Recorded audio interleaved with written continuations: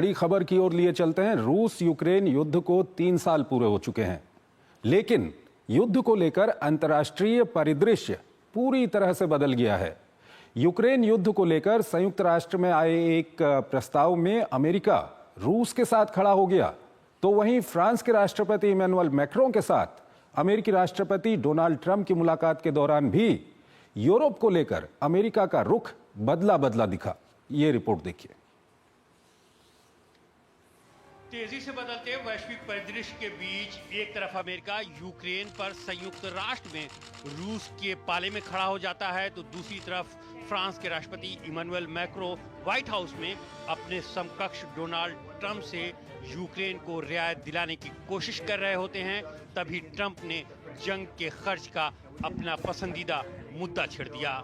Trump ने फिर वही दावा दोहराया कि युद्ध पर बेतहाशा खर्च के कारण अमेरिका कंगाल हो रहा है। साथ ही उन्होंने यूरोपीय संघ पर यूक्रेन को मदद के बजाय कर्ज देने का आरोप भी मर दिया।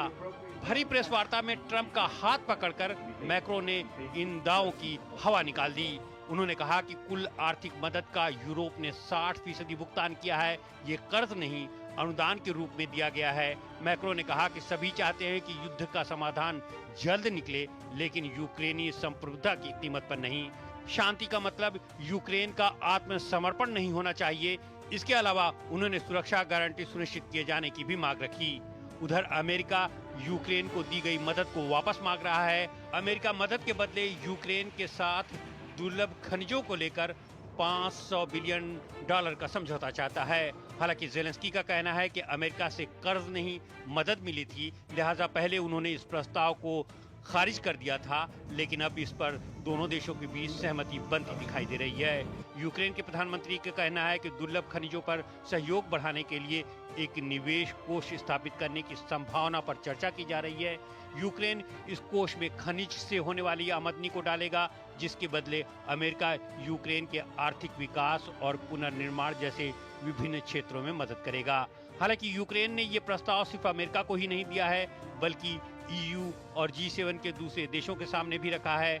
इस बीच रूस ने कहा है कि उसके पास भी दुर्लभ खनिजों का बड़ा खजाना है और वो इस पर अमेरिका के साथ सहयोग करने के लिए तैयार है।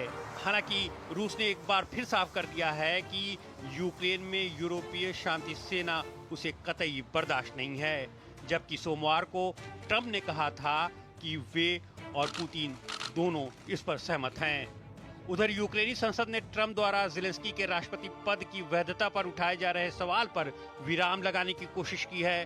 संसद ने प्रस्ताव पारित कर साफ कर दिया है कि युद्ध की समाप्ति और स्थायी शांति की स्थापना के बाद ही राष्ट्रपति चुनाव की घोषणा की जाएगी। और इस खबर पर बात करने के लिए हमारे साथ जुड़ रहे हैं Sushil Kumar Singhal, former senior diplomat हैं। उनसे हम बातचीत करेंगे। सिंघल साहब, बहुत बहुत स्वागत है आपका हमारे इस कार्यक्रम में। पहला सवाल ये है कि कल संयुक्त राष्ट्र में जो देखा गया, जिस तरह से रूस और अमेरिका एक प्रस्ताव के लिए एक साथ खड़े हो गए, ये किस तरह से देखते हैं आप, ये जो बदलता परिदृश्य है? जोशी जी, ऐसा है कि जब से प्रेसिडेंट ट्रंप आए हैं, इनफैक्ट अगर हम कहें कि जब से उन्होंने अपना इलेक्शन कैंपेन लॉन्च किया था, तब से वो बराबर कह रहे हैं कि यूक्रेन और रशिया की जो वार है वो नहीं होनी चाहिए थी और ये गलत हो रहा है। और उन्होंने कहा था कि मैं जैसे ही बनूंगा, राष्ट्रपति बनूंगा, मैं अपनी तरफ से पूरी कोशिश, अपनी तरफ, उन्होंने 24 घंटे का ऑफकोर्स वादा किया था, लेकिन 24 घंटे में तो खैर इस तरह की समस्या हल नहीं हो। लेकिन अब उनकी जो बातचीत हुई, जब पीछे उनकी जो प्रेसिडेंट पुतिन से भी बात हुई और उसके बाद में सऊदी अरेबिया में उनकी मीटिंग भी हुई है, उसमें उन्होंने बिल्कुल साफ जाहिर कर दिया कि वो जो है इस यूक्रेन और रशिया की जो झगड़ा है उसकी जो है युद्ध विराम का बिल्कुल पक्ष में है। और उनका कहना है कि अमेरिका जो है इतना खर्चा कर रहा है यूक्रेन के ऊपर, तो उसके बदले में उन्हें कंपेंसेशन मिलना चाहिए, क्योंकि वो खुद कहते हैं, जैसा कि कल भी कहा उन्होंने, कि मैं डील मेकर हूं और मेरे को अमेरिका का जो इंटरेस्ट है उसको ही ध्यान में रखना है और किसी का इंटरेस्ट मुझे नहीं है। मेरे को ये कोई गारंटी जो अभी तक चल रहा था कि यूरोप की जो गारंटी, सिक्योरिटी की गारंटी अमेरिका ने उठाई हुई थी और उसके ऊपर नाटो में जो मैक्सिमम खर्चा वही करते थे, तो उन्होंने कहा मेरी अब कोई जिम्मेवारी नहीं है अमेरिका की, और यूरोप अपना खर्चा अपने आप भुगते। और यहां उन्होंने कहा कि मेरे को जो है उसके बदले में जो हमने खर्चा किया है अमेरिका ने यूक्रेन के ऊपर, उसके बदले में हमें रेयर अर्थ उसके जो यूक्रेन के हैं वो उसको मिलना चाहिए। तो कि यूक्रेन ने पहले तो मना कर दिया जैसा आपने कहा अपनी रिपोर्ट में, लेकिन अब वो उनको लग रहा है कि इनको करना पड़ेगा, और उसके लिए अब ये यूक्रेन कोशिश यही कर रहा है कि हमें कितना उसमें फायदा उनको हो सके। वो तो रूस कह रहा है कि आपको अगर मिनरल्स में आपका इंटरेस्ट है तो रूस कह रहा है कि हमारे पास भी बहुत है।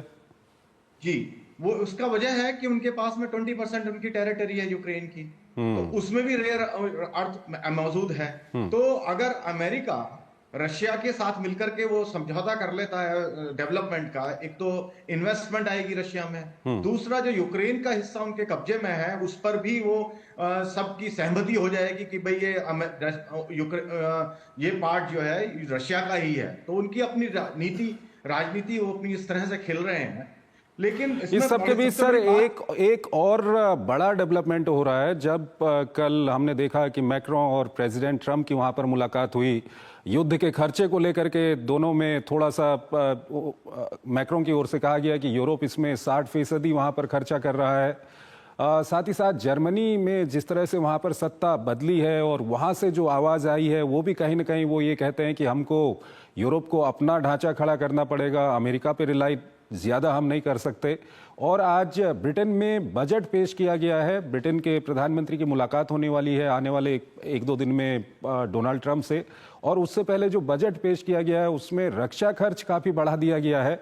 तो ये किस तरह का आप बदलाव देख रहे हैं यूरोप के अंदर? ऐसा है कि अगर आपको याद हो कि अभी जब मीटिंग हुई थी नाटो की, तो उसमें जो उनके रक्षा मंत्री वहां के गए थे यूएसए के, तो उन्होंने कहा था कि वो 5%, अब वो पहले 2%, 2.5% की बात करते थे कि 2.5% ऑफ जीडीपी अपना डिफेंस पे खर्च करे यूरोप। अब उन्होंने लिमिट उसकी 5% कर दी कि 5% उनको अपना खर्चा करना चाहिए, और जो उस पे जो रशिया अभी यूएसए जो खर्चा करता है, अमेरिका जो खर्चा करता है उनकी सुरक्षा पे और जिम्मेवारी जो ले रखी है वो हम नहीं लेंगे, उसका खर्चा सारा वो, बल्कि अमेरिका की इच्छा ये है कि उनकी जो फौज वहां पे रशिया उसमें यूरोप में तैनात है उसका खर्चा भी यूरोपियन ही लें। तो उस कॉन्टेक्स्ट में अब इनको रियलाइज हो रहा है यूरोपियंस को, कंट्रीज को, तो कहीं ना कहीं तिलमिलाए हुए हैं जो यूरोपीय शक्तियां हैं वो तिलमिलाई हुई हैं। और जिस तरह के ये बयान आ रहे हैं या जिस तरह से डिफेंस बजट आज ब्रिटेन के अंदर बढ़ाया गया है, या मैक्रों जिस तरह से कल बोल रहे थे वहां पर मुलाकात के दौरान, ये कहीं ना कहीं यूरोप की तिलमिलाहट को दिखाता है। बिल्कुल बिल्कुल तिलमिलाहट हो रही है उनको, क्योंकि अभी तक उन्होंने जो खर्चे थे रक्षा पे, जो खर्चा होता था बहुत लिमिटेड होता था। उन्होंने बड़ी छोटी छोटी डिफेंस अपनी फोर्सेस बना रखी थी, क्योंकि वो सब जो रशिया की जो भी प्रॉब्लम होती थी उसके लिए उन्होंने सिक्योरिटी अम्ब्रेला मिली हुई थी नाटो के नाम पे, और अमेरिका उनका खर्चा उठा रहा था। लेकिन और उन्होंने अपने खर्चे इस तरह से बढ़ा लिए थे सोशल सिक्योरिटी या दूसरे खर्चों पे कि डिफेंस में बिल्कुल खर्चा खत्म कर लिया था। अब एकदम उनको खर्चा अपना बढ़ाना पड़ रहा है तो उनकी मुश्किल हो रही है। जैसा आपने बजट की बात की, ब्रिटेन की बजट की, उन्होंने कहा, अनाउंस किया है कि हम जो इंटरनेशनल एड है उसको काट करके और डिफेंस में खर्चा बढ़ा रहे हैं, जिसकी एनजीओज ने भी बड़ी उसकी नाराजगी जाहिर की है कि भाई ये जो तरीका आपका गलत है। लेकिन इस तरीके से उनको करना पड़ा है। आप जो कह रहे हैं तिलमिलाहट तो पूरी है, क्योंकि सडनली उनके पास एकदम खर्चा करने का करना पड़ रहा है। उनको दिख रहा है कि इसके बिना हमारा काम नहीं चलेगा। अब जैसा कल आप अभी मैक्रोन साहब की बात की, वो भी अपने आप को वहां पे सब हर कोई नाव इसमें, मेरे विचार से सब इसको देख रहे हैं कि जो वहां पे संपदा है, खनिज संपदा है यूक्रेन की, उसमें किसको किसका कितना हिस्सा मिलना चाहिए, वो भी अपने आप को पोजीशन कर रहे हैं। क्योंकि उन्होंने, मैक्रोन साहब ने कहा कि हमने 60% हम लोगों ने खर्चा किया है और उसमें लोन और ग्रांट दोनों शामिल है। यानी कि कहीं ना कहीं वो भी कहीं ना कहीं यूक्रेन से कीमत चाहते हैं। बिल्कुल बिल्कुल चाहते हैं, तभी वो उन्होंने कहा कि हमने लोन और ग्रांट दिए हैं।